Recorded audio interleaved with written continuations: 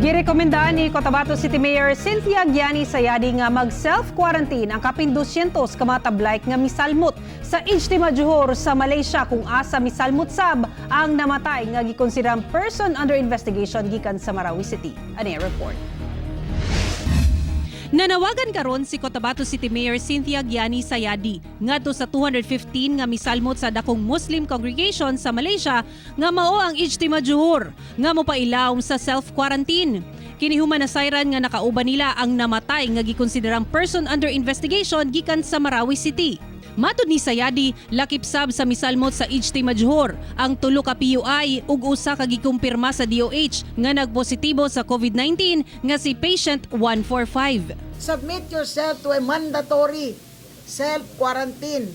Do not infect other people who still wants to live. If you want to die, you go alone.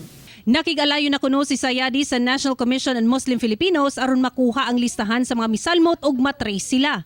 Sagad kuno sa mga misalmot sa Ijtima Johor, mga residente sa Bangsamoro Region. Nanawagan si Sayadi ngadto sa mga kasikbit nila nga lugar sa riyon nga magtukod og isolation ug quarantine areas aron mapugnan ang pagkatag sa COVID-19.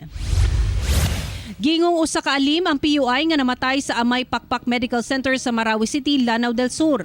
Gibutiag ni Lanao del Sur Governor Mamintal Bombit Alonto Adiong Jr. nga una namatay ang maong PUI. Nakuhaan kini og swab sample nga napadala sa RITM aron masayran kung positibo ba kini o dili sa COVID-19.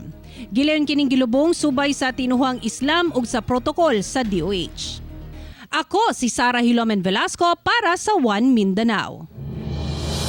Karong hapon lang mga kapuso, gikumpirma sa DOH nga ang namatay nga PUI gikan Marawi City nagpositibo sa COVID-19 ug siya si patient 201, 58 years old nga lalaki gikan sa Lanao del Sur. Siya ang ikaupat nga nagpositibo sa sakit sa Mindanao ug ikaduhang kaso sa namatay sa COVID-19 dinhi sa isla.